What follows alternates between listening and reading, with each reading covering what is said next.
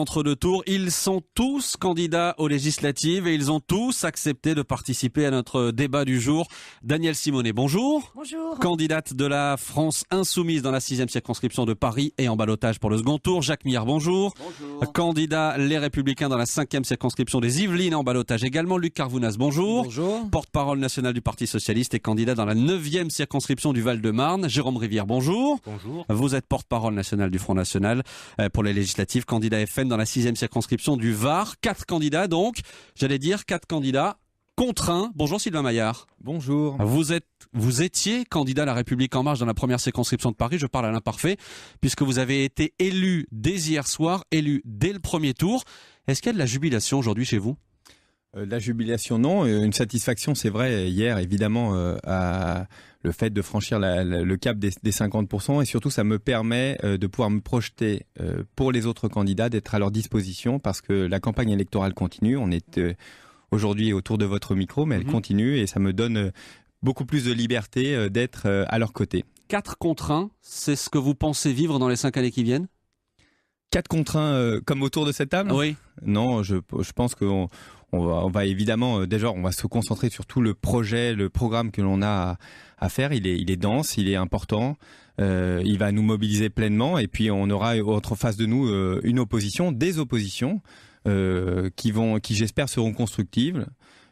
Si c'est dans ce cas-là, je pense qu'au contraire, ce sera d'autant plus exigeant pour nous. Et tant mieux, on est là pour la réussite de ce quinquennat. Encore une question, est-ce que vous avez compris comment vous êtes parvenu à être élu dès le premier tour de ces législatives ? Écoutez, on va peut-être pas faire une introspection ici. C'est aussi le but. Surtout, je voudrais remercier tous les militants d'En Marche qui se sont pleinement mobilisés autour de ma candidature. J'ai la chance d'avoir d'une règle générale, dans les 4 dernières semaines, j'avais plus de 200 personnes mobilisées au moins une fois par semaine. Donc on avait 10 tractages en permanence, matin, soir, plus les événements. C'est tout simplement une équipe autour de moi et puis j'espère que j'ai fait une campagne sans trop d'erreurs. Jacques Millard. Écoutez, je voudrais présenter mes condoléances à ce nouveau député Carrément, je ne vais pas lui poser de questions. Non, Pourquoi parce que je vais vous le dire, je crois qu'il rentre dans une pétaudière sans nom, parce que donner une majorité aussi écrasante au président de la République, c'est avoir des ennuis très rapidement.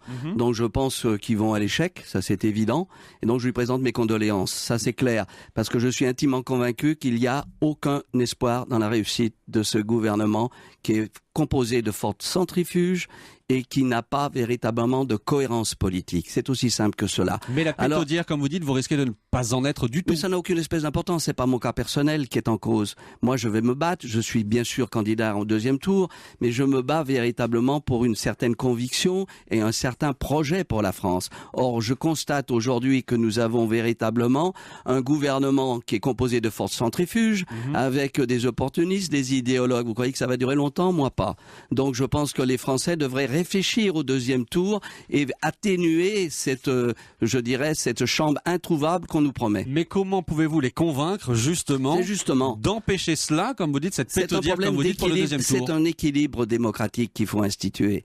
Parce que je crois que le meilleur, je le dis vraiment avec force et conviction, le meilleur service à rendre au président de la République, c'est ne pas avoir une majorité qui soit excessive, parce qu'elle sera excessive dans tout, les positions. Et on le constate déjà. Vous savez, je suis de droite, mais on le constate déjà dans ce qui va se passer avec le Code du travail. On voit très bien que ça va se faire au dépens des salariés. Moi, je ne suis pas d'accord. Évidemment, tout le monde aura la parole autour de cette table. Sylvain Maillard, est-ce que vous voulez répondre à cette accusation de pétaudière à venir? Jacques Millard est totalement caricatural. On est là pour réussir, on est là pour réussir, partir du postulat que nous allons échouer. Jacques Millard, je trouve que... C'est une certitude. Oui, d'accord. Mais c'est vrai que vous avez particulièrement réussi et votre passage à l'Assemblée nationale porte les fruits et d'un chômage bas et d'une réussite pleine. Donc oui, mais écoutez, je sais pas, tout à l'heure vous m'expliquez que vous portiez des condoléances à mon égard. Bon, écoutez, laissez-nous faire. J'ai l'impression que vous avez baissé les bras. Vous avez baissé les bras. On va travailler de façon cohérente et partez pas du postulat qu'on va échouer. On est là pour faire réussir la France. Mais vous ne réussirez pas. Danielle Simonet, simplement. Vous avez vu cette phrase, laissez-nous faire. Mais pourquoi c'est le comble? C'est hors de question de vous laisser faire. Danielle Simonet, la France insoumise. Donc, première chose, il ne faut pas, bien sûr, laisser tous les pouvoirs à Emmanuel Macron et ses troupes, parce que d'abord, ce qu'il prévoit de faire pour le pays est catastrophique, que ce soit la casse du Code du travail, pire qu'avec la loi El Khomri à coup d'ordonnance, que ce soit l'irresponsabilité écologique quand on voit le CV du Premier ministre, outre son CV politique, son CV dans le lobbying pro-nucléaire et les autres chez Areva, les autres ministres pro-gaz de schiste. Et puis aussi quand on voit les atteintes aux libertés fondamentales, moi je suis très inquiète par la décision de mettre dans le droit commun les mesures de l'état d'urgence. Donc il faut au contraire faire en sorte qu'il y ait une opposition écologique et sociale dans cette assemblée. Et c'est le rôle que va jouer la France insoumise, qui est aujourd'hui la première force politique d'opposition écologiste et citoyenne. Mais vraiment, on les laisse pas faire. C'est un déni démocratique. Non seulement ils vont bâillonner le Parlement à coups d'ordonnance, et en plus, il faudrait ne rien dire. Mais attendez, vous parlez de déni démocratique. Il y a eu des élections hier dans 577 circonscriptions. Alors je vais vous dire. Ces résultats, ils sont là, les électeurs ont choisi. On a dans notre République un attachement à plusieurs choses. D'abord, certes, on a eu des élections, mais avec un taux d'abstention tel que moi, je souhaite que dans une 6e République, quand on a un taux d'abstention qui atteint un certain stade, eh bien, les élections devraient recommencer. Parce que là, on se retrouve dans une situation où l'écrasante majorité des sièges au Parlement reviennent à une formation politique qui n'a finalement que 15% d'adhésion chez les inscrits.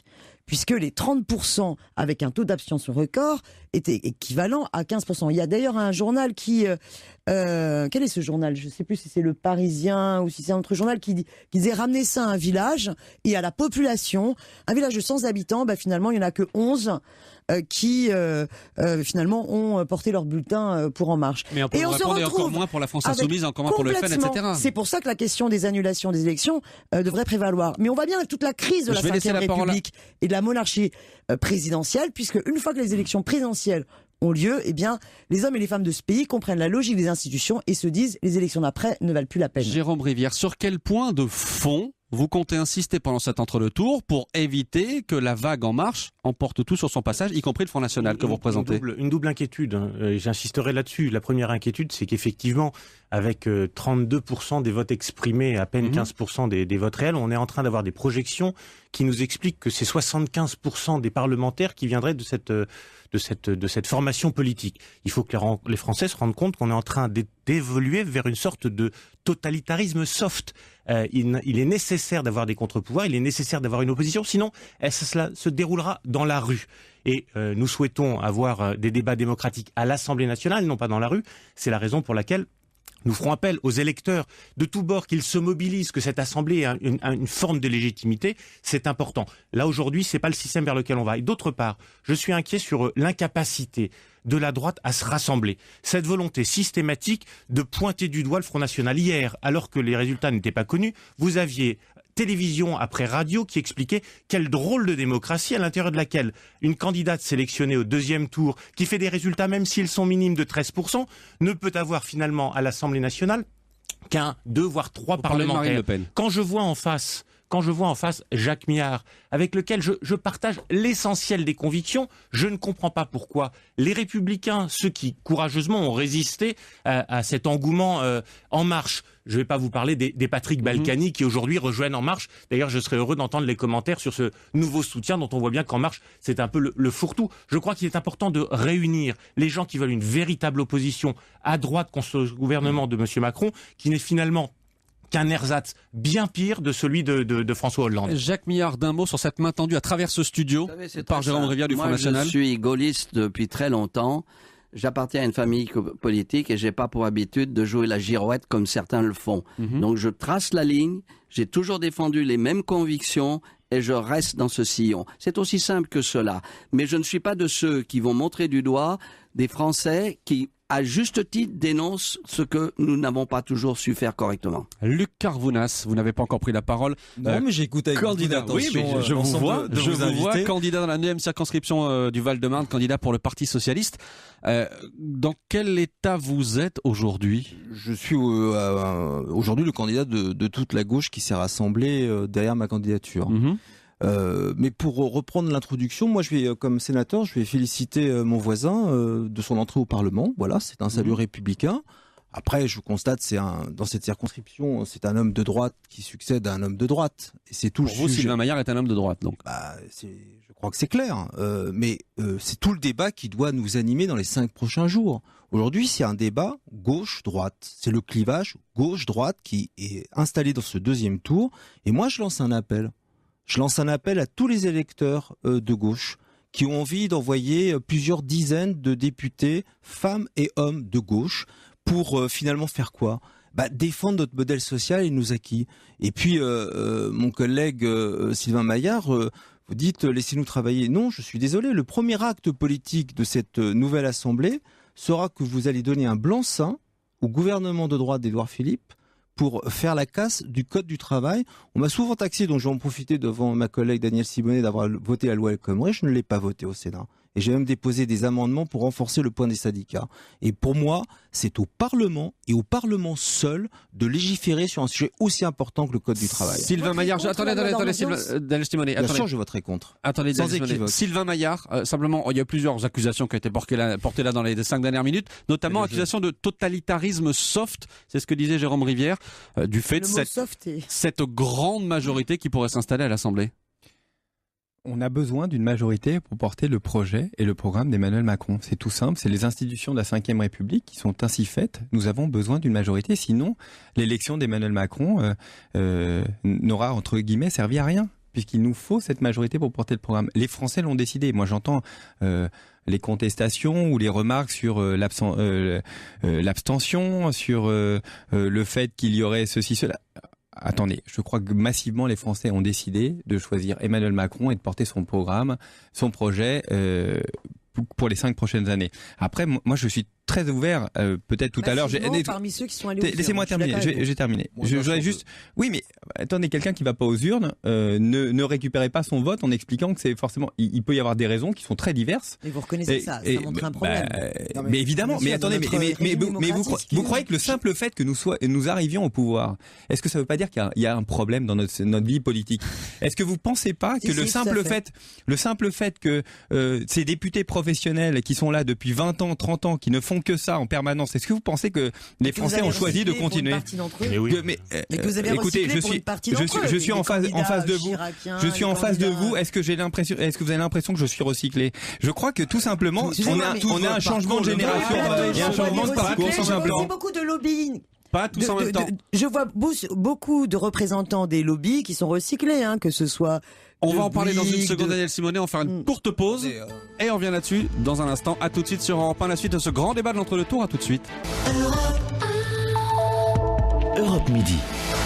C'est la suite du débat d'Europe Midi, un débat politique aujourd'hui pour cette édition spéciale législative avec vous, Maxime Switek. Débat à suivre en vidéo sur europe1.fr. Débat 5 aujourd'hui dans ce studio. Sylvain Maillard, candidat élu dès le premier tour pour La République En Marche à Paris. Jacques Millard, candidat dans les Yvelines pour les Républicains. Luc Carvounas, candidat socialiste dans le Val-de-Marne. Danielle Simonet, candidate pour la France Insoumise à Paris également. Jérôme Rivière, candidat du Front National dans le Var. Je reviens à ce que vous disiez, Danielle Simonet. Vous parliez de recyclage d'un certain nombre de lobbyistes parmi La République En Marche? Oui, tout à fait. C'est-à-dire?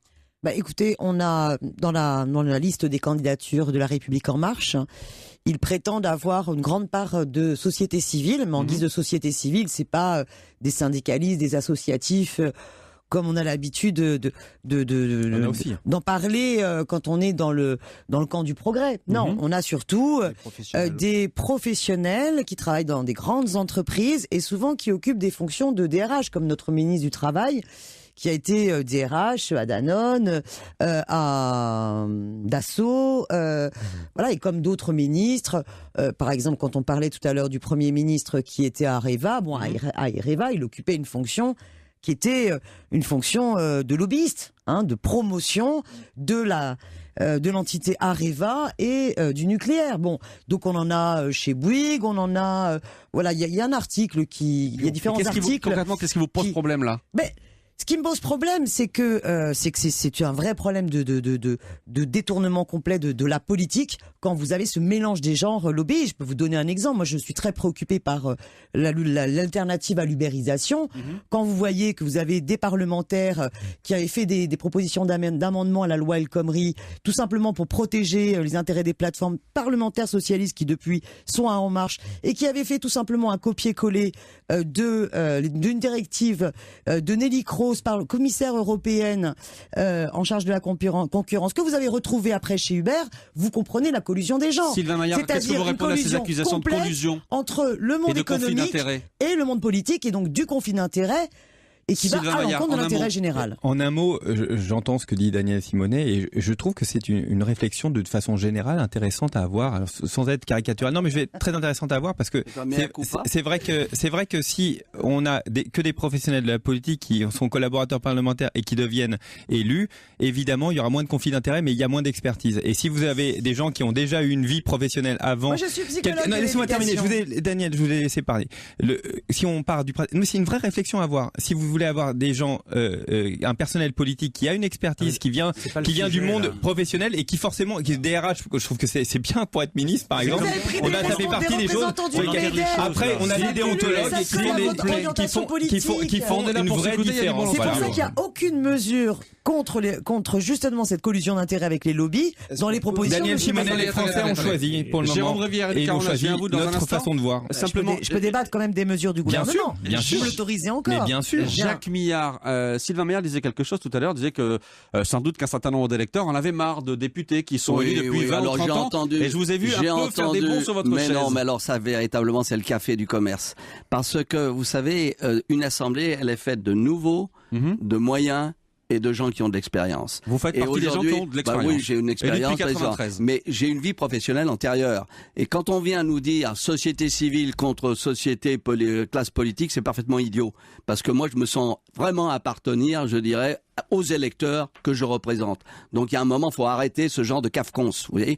Et deuxièmement, je vais vous dire une chose. Tout à l'heure, on entendait Simonet entendait dénoncer, pardon, je dirais véritablement un certain nombre de gens qui venaient des grands groupes. Mais de l'autre côté, et c'est là où véritablement il va y avoir problème, vous avez des ripollinages de gens de gauche.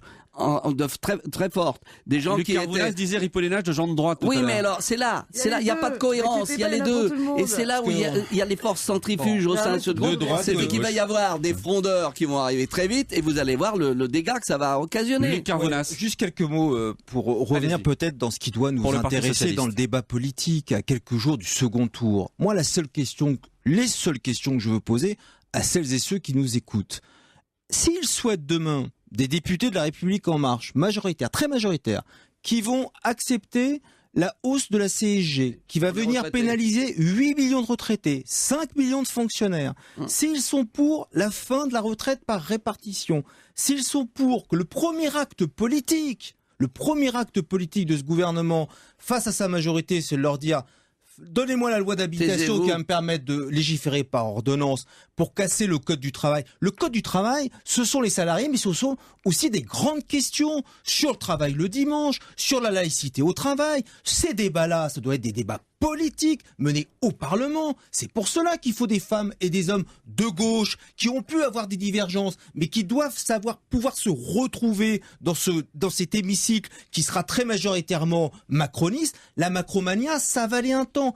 À un moment donné, ça va se voir que les choses vont poser problème. Et c'est moi qui vous le dis. Moi qui ai connu un président de la République empêcher le 1er décembre 2016 de candidater à une élection présidentielle. Pourquoi ? Parce que justement cette loi El Khomri que je n'ai pas votée au Sénat a démontré que le peuple de gauche ne s'y retrouverait pas. Et aujourd'hui, comme par enchantement, l'opinion publique la même va considérer que tout ce qui va se passer empire. Et je rejoins contre au Sénat. Oui, tout à fait. Je vous invite à regarder mon vote. Que maintenant, tout cela va d'un coup de baguette magique dans la béatitude d'un président de la République élu. Ça suffit. Et si la seule chose qu'on nous prête dans ce quinquennat, c'est le renouvellement. Le renouvellement en produits tête de gondole d'hommes et de femmes politiques, tandis que dans les arrière-boutiques, dans les cabinets ministériels, dans la haute administration, ce sont toujours les mêmes. Là, ça me pose souci parce qu'on a des pouvoirs politiques. Allez-y pour le Front National. Sur le fond, je ne suis évidemment pas d'accord avec Daniel Simonet, avec Luc Carvois sur de nombreux sujets. Il n'en demeure pas moins que ces débats-là, nous devons les avoir à l'Assemblée nationale. Et aujourd'hui, il y a une opération plus que du grépollinage, d'hypnotise des Français en leur faisant croire que finalement, en votant pour les candidats d'En Marche, vous inquiétez pas, laissez-nous gérer, tout va bien se passer. La réalité, c'est que même si les Français ont le sentiment que quelque part, ils ont voté pour un président de la République, ils veulent lui donner une majorité. Ils ne peuvent en aucune façon, pour les 5 années à venir, confier la totalité des pouvoirs à ce parti, qui d'ailleurs, dont on ne comprend pas bien le programme, on ne voit pas bien la cohérence. Encore une fois, je n'ai pas eu de réponse sur le fait que Patrick Balkany, personnalité particulièrement controversé, apporte aujourd'hui son soutien la moralisation de la politique. On a un véritable problème. Vous avez un Emmanuel Macron et un François Bayrou qui ont considéré que la proportionnelle était un sujet essentiel pour eux. Aujourd'hui, pas un mot sur le fait que le système qu'ils ont dénoncé hier est en train de les amener dans une situation, encore une fois, je le répète, les mots sont importants, c'est du totalitarisme soft. C'est-à-dire qu'il n'y aura pas de capacité, le candidat du système. Il n'y aura pas de capacité aux oppositions de s'exprimer. Je vous coupe encore une fois. Sylvain Maillard va vous répondre sur ce point, sur Patrick Balkany, sur tous les autres points. Après une courte pause. À tout de suite. Europe Midi. Il est 13h40 sur Europe 1, c'est la suite du débat d'Europe Midi, un débat politique aujourd'hui pour cette édition spéciale jusqu'à 14h, édition spéciale législative, Maxime. Dernière ligne droite de ce débat de l'entre-deux-tours, ce premier débat entre Sylvain Maillard, élu La République En Marche, j'ai failli me tromper, La République En Marche à Paris, élu dès le premier tour, Jacques Millard, candidat Les Républicains dans les Yvelines, Luc Carvounas, candidat socialiste dans le Val-de-Marne, Danielle Simonet, candidate La France Insoumise à Paris, et Jérôme Rivière, candidat Front National dans le Var. Sylvain Maillard, plusieurs accusations encore une fois, notamment sur Patrick Balkany. Alors, ce qui a été dit visiblement hier soir, c'est que la candidate La République En Marche du côté de Levallois a été félicitée par le couple Balkany pour sa qualification au second tour. Est-ce que vous pouvez imaginer une seule seconde, les yeux dans les yeux, que Patrick Balkany peut faire partir? Toujours mal, les yeux dans les yeux. Est-ce que Patrick Balkany... Attendez, laissez-moi terminer. Laissez-le terminer. Est-ce que vous pouvez imaginer une seule seconde que Patrick Balkany fasse partie de notre mouvement La République En Marche? Une seule seconde. Mais c'est justement toute l'ambiguïté qui existe avec En Marche. Mais il peut dire rassembler. Vous pouvez vous-même vous dire, en sortant de ce studio, dire écoutez, je rejoins La République En Marche. C'est pas pour ça qu'on vous accueillera avec grand plaisir. Pas une seconde. Deuxième chose sur tout à l'heure sur ce que a dit mon voisin Luc Carvounas sur la CSG. Vous avez raison, on assume ce choix qui est d'augmenter de 1,7 la CSG. Pourquoi on augmente la CSG de 1,7 1,7. Laissez-moi terminer, je vous explique, après vous pourrez contester, il y a pas de souci. Je vous explique la démarche. On augmente de 1,7 l'assiette, donc l'assiette de la CSG est beaucoup plus large que celle des cotisations sociales. L'idée est très simple, c'est de permettre à l'ensemble des gens qui travaillent, quel que soit leur statut, salariés, fonctionnaires, donc c'est pour ça que je dément ce que vous avez dit, fonctionnaires, indépendants, d'avoir une hausse, de leur revenu direct, écoutez, je fais partie une hausse directe de leurs revenus. Les retraités à 200 €. Laissez-moi terminer. Les retraités à 200 € de tout le mal que vous en pensez. Vous pourrez dire tout. Mais ce sont des 1200 € de pension de retraite que vous en pensez. Danielle Simonet, je vous explique la logique. Je vous explique la logique. Sinon vous allez vociférer en permanence sur des voilà. Et l'idée c'est très simple. Un débat c'est pas vociférer. Toutes les personnes, faut faire attention à l'arrogance. Toutes les personnes. Je vous explique. Vous pourrez dire. Allez-y Sylvain Maillard. Allez-y. Est-ce que j'ai l'air de m'énerver? L'idée est très simple, c'est de permettre à l'ensemble des gens qui travaillent, quel que soit leur statut, d'avoir une hausse directe de leur revenu net. C'est très simple. Et on demande un effort de solidarité aux retraités qui ont un peu plus pour leur donner. Mais en échange, ils auront une baisse de la taxe d'habitation pour beaucoup d'entre eux jusqu'à 2 000 €. J'espère qu'ils on demande une solidarité qui sera de quelques euros. Et au passage, vous étatisez. S'il vous plaît, les assurances chômage. C'est une Arrêtez de faire du clientélisme. Arrêtez. C'est pas du clientélisme, ça. Je suis maire. La taxe d'habitation, avec les abattements, déjà 40% étaient considérés par l'exonération. Donc, en fait, on fait des effets de com sur 48% de la population. Moi, ce que j'entends, c'est que pour les retraités, faites les calculs. Je vous invite à faire les calculs. À minima, selon leur situation, ils perdront 600 € de pouvoir d'achat. Danielle Simonet. Non, mais tout ça, c'est en 30 secondes. Tout ça, c'est un bidouillage au service d'une politique libérale. Si on voulait, on pourrait faire une réforme de la fiscalité pour la rendre véritablement juste à travers 14 tranches et faire en sorte que tous les revenus en dessous de 4 000 € par mois voient leurs impôts baisser. Voilà, au lieu de faire ça, avec votre augmentation de la CSG, à 1 200 € de pension retraite, on va devoir payer 300 € Mais vous n'aurez dans plus de taxe l'année. d'habitation. Voilà. Vous n'avez plus de taxe d'habitation, donc vous êtes gagnant. Jusqu'à 2 000 €, vous êtes gagnant. Alors, je Vous voudrais, êtes gagnant. s'il vous plaît, Ils seront gagnants. S'il vous plaît, les auditeurs ne comprennent rien. 30 secondes, Jacques Millard. Oui, alors, c'est Dernière très 30 simple. secondes. Visiblement, ce programme économique de M. Macron, c'est de l'amateurisme. Je le dis comme je le pense. Parce que ce qui a été dit autour de la table, c'est tout à fait ça. Parce que ensuite, même si vous avez un gain, effectivement, dans vos revenus, vous serez fiscalisé. Et sur la TH, c'est très simple, il y aura des Taxe impôts, d'habitation. la taxe d'habitation, il y aura des impôts nationaux pour redonner un peu de souffle aux communes. Donc c'est véritablement une imposture. Et vous savez, je vais vous dire une chose, ce qui En 5 m'inquiète secondes. beaucoup, en 5 secondes, c'est que véritablement, M. Macron a une conception du pouvoir qui est en réalité l'Assemblée, je ne veux pas en entendre parler, et je gouverne avec des technocrates. C'est Jérôme ça le Rivière, problème. dernière C'est ça le prise de problème. C'est une politique qui est faite pour ce qu'on appelait les happy few, les quelques-uns qui possèdent, les heureux de la mondialisation. La réalité, c'est que les extrêmement Français qui grave. travaillent, et notamment les retraités qui ont travaillé, qui ont payé leurs impôts, monsieur, et qui n'ont pas plus que les autres, qui vont être les premiers pénalisés, mais derrière l'ensemble des Français qui travaillent verront jour après jour combien le programme d'Emmanuel Macron et du gouvernement d'Édouard Philippe les sanctionne et leur fait perdre du pouvoir d'achat. Pour terminer. Et la première réforme fiscale proposée par le gouvernement d'Édouard Philippe, c'est la fin de l'ISF pour les plus riches, tandis que monsieur l'assume, les retraités vont se voir pénalisés sur leur pouvoir d'achat. Sylvain Maillard, vous aurez le dernier mot, vous qui avez été élu dès hier Le soir. premier et le dernier, c'est... Ça va être difficile à 4 contre 1 pendant 5 ans. Je reviens à ma première question de ce débat. Non, mais on va essayer d'expliquer en permanence ce que l'on veut faire. On a une cohérence de projet. J'invite l'ensemble des électeurs à aller lire le livre Révolution, de lire notre programme. On a une cohérence de projet. Prenons pas mesure par mesure, c'est la cohérence. Voilà. Et j'espère les convaincre. Tout changer pour que rien ne change. débat Tout touche à changer sa pour fin. que rien ne change. Merci beaucoup, Jacques Millard, d'avoir été avec nous, candidat Les Républicains dans la 5e circonscription des Yvelines. Sylvain Maillard, élu donc dès hier soir à Paris pour La République En Marche. Luc Carvounas pour le PS dans le Val-de-Marne. Daniel Simonet pour la France Insoumise à Paris et Jérôme Rivière pour le FN dans le Var. Merci à tous les 5 d'avoir accepté de débattre aujourd'hui en Merci à direct. vous. Premier Merci. débat d'entre deux tours. Le combat continue plus que Europe 1. jamais. Il veut forcément avoir le dernier mot, Jacques Millard. Merci. Reste avec nous. La suite de cette édition spéciale, c'est dans un instant avec nos éditorialistes. À tout de suite.